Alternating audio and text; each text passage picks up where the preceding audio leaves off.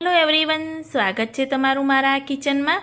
તો અત્યારે માર્કેટમાં ખૂબ જ પ્રમાણમાં મકાઈ મળે છે, તો મને વિચાર આવ્યો કે આ મકાઈમાંથી માનવ માહિરને ભાવે એવો ટેસ્ટી અને કંઈક અલગ એવો નાસ્તો બનાવું।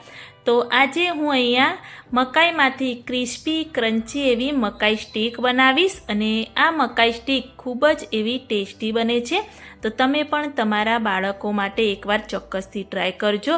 અત્યારે સરસ મજાનો વરસાદ આવી રહ્યો છે, તો આ મકાઈ સ્ટીક ગરમા ગરમ ખાવાની ખૂબ જ મજા પડશે। જો તમને મારો આ વિડીયો પસંદ આવે તો સ્કીપ કર્યા વગર એન્ડ સુધી જોતા રહેજો અને મારા આ વિડીયોને તમારા ગ્રુપમાં વધારેમાં વધારે શેર કરજો। તો મકાઈ સ્ટીક બનાવવા માટે મેં અહીંયા આ રીતે તમે જોઈ શકો છો કે મોટી એવી મકાઈ લઈ લીધી છે અને એક આખી મકાઈ અને એક મકાઈનો અડધો ટુકડો મેં લઈ લીધો છે। એમ 3 ટુકડા મેં મકાઈના આ રીતે લઈ લીધા છે અને મકાઈના દાણા મોટા હોય એવી આપણે મકાઈ લેવાની। તો મકાઈને આપણે બાફવાની છે, તો કુકર લઈ અને એમાં આપણે આ રીતે મકાઈ રાખી દઈશું અને થોડું અંદર આપણે પાણી એડ કરી દઈશું। પાણી એડ કર્યા પછી થોડું મીઠું એડ કરી અને એને આપણે બંધ કરી અને ગેસ પર રાખી દઈશું અને 2 થી 3 વિસલ આપણે મકાઈમાં કરવાની છે, વધારે આપણે મકાઈને બાફવાની નથી, એ ખાસ ધ્યાન રાખવાનું। તો કુકરની આ રીતે 2 થી 3 વિસલ થઈ જાય અને મકાઈ બફાઈ જાય એટલે આ રીતે વિસલ થોડી ઊંચી કરી હવા નીકાળી દઈશું અને ઢાંકણ ખોલી અને તમે જોઈ શકો છો કે મકાઈ આપણી બફાઈ ગઈ છે। તો આ રીતે ચમચાની મદદથી બધી જ મકાઈ આપણે એક પ્લેટમાં લઈ લેવાની, દજાય નહીં એ રીતે ધીરે ધીરે કરી આ રીતે બધી જ મકાઈના ટુકડા આપણે આ રીતે એક પ્લેટમાં લઈ થોડીવાર માટે એને ખુલ્લું રવા દઈશું એટલે થોડી એવી ઠંડી થાય।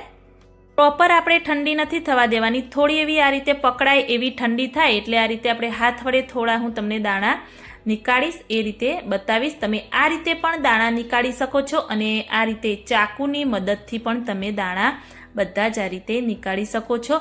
હું અહીંયા બધા જ મકાઈના ટુકડામાંથી આ રીતે ચાકુની મદદથી દાણા નીકાળી દઈશ, એ ઝટપટ આપણા દાણા નીકળીને તૈયાર થાય છે।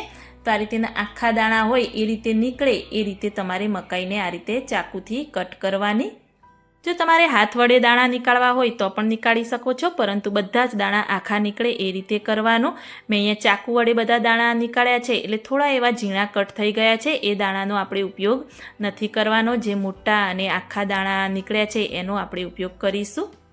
તો મેં અહીંયા આ રીતે લાકડાની જે સ્ટીક આવે છે એ સ્ટીક લઈ લીધી છે અને સ્ટીકમાં આપણે બધા જ દાણા આ રીતે લગાવવાના છે। જે આ રીતેના બધા ભેગા દાણા છે એ બધા આ એકી સાથે આપણે લગાવી દઈશું એટલે સમય આપણો થોડો ઓછો લાગે।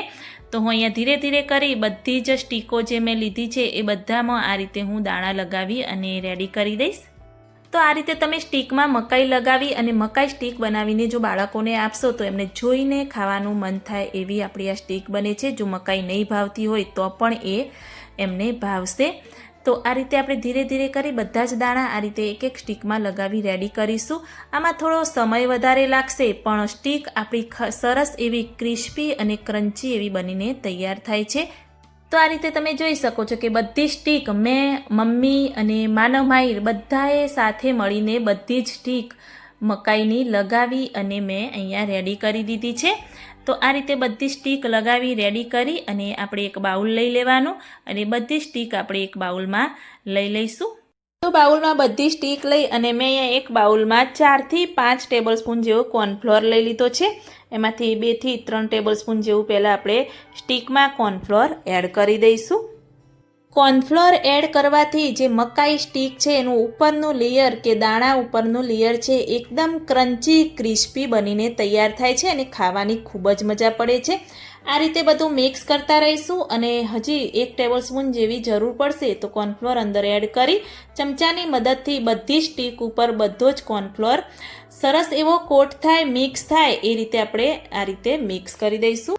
તે મેં પહેલેથી જ તેલ ગરમ કરવા પણ રાખી દીધું હતું, તો તેલ પણ ગરમ થઈ ગયું છે। તો આ રીતે બધી સ્ટીક આપણે ધીરે ધીરે કરી જેટલી સમાય એટલી સ્ટીક આપણે અંદર દજાય નહીં એ રીતે અંદર એડ કરતા રહીશું અને આ સમયે આપણે ગેસની ફ્લેમ થોડી એવી મીડિયમ રાખવાની છે।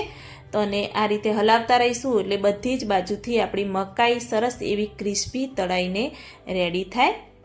તો તમે જોઈ શકો છો કે સરસ એવી ગોલ્ડન બ્રાઉન થઈ ગઈ છે અને ક્રિસ્પી થઈને રેડી થઈ ગઈ છે. તો ઝારાની મદદથી લઈ આ રીતે તેલ નિતારી અને એને આપણે એક પ્લેટમાં લઈ લઈશું. આ રીતે જે બીજી સ્ટીક પણ વધી છે એ બધી જ આપણે તળીને રેડી કરીશું. જો તમે મીડિયમ ગેસની ફ્લેમ પર તળશો તો સરસ એવી ક્રિસ્પી આપણી સ્ટીક બનશે. આ રીતે મેં બધી સ્ટીક તળી અને રેડી કરી દીધી છે. તો એને ફરીથી આપણે એક બાઉલમાં લઈ લઈશું અને એને વધારે ટેસ્ટી બનાવવા માટે મેં અહીંયા પેરી પેરી મસાલો લઈ લીધો છે, એ ઉપર છાંટી દઈશું. જો તમને પેરી પેરી મસાલો પસંદ ના હોય તો થોડું મરચું, સંચળ પાવડર, ચાટ મસાલો અને થોડું મીઠું મિક્સ કરી તમે ઉપર છાંટી શકો છો. આ રીતે મિક્સ કરી દઈશું. તો સરસ મજાની ટેસ્ટી એવી અને અત્યારે વરસાદમાં ખાવાની મજા પડે તેવી ક્રિસ્પી ક્રન્ચી એવી મકાઈ સ્ટીક બનાવી મેં અહીંયા તમને એની રેસીપી શેર કરી છે. તો તમે પણ ઘરે એકવાર ચોક્કસથી ટ્રાય કરજો. મેં તો બનાવી તો માનો માહિર આ રીતે ખાઈ જ ગયા બધી. અમારા ભાગમાં તો એક પણ સ્ટીક આવી નહીં. મમ્મી ખૂબ જ સરસ ટેસ્ટી બની છે એવું કહેતા હતા. જો તમને મારો વિડીયો પસંદ આવે તો મારી ચેનલને લાઇક, શેર, કમેન્ટ કરજો. મળીએ કોઈ એક નવા વિડીયો સાથે. ત્યાં સુધી બાય બાય.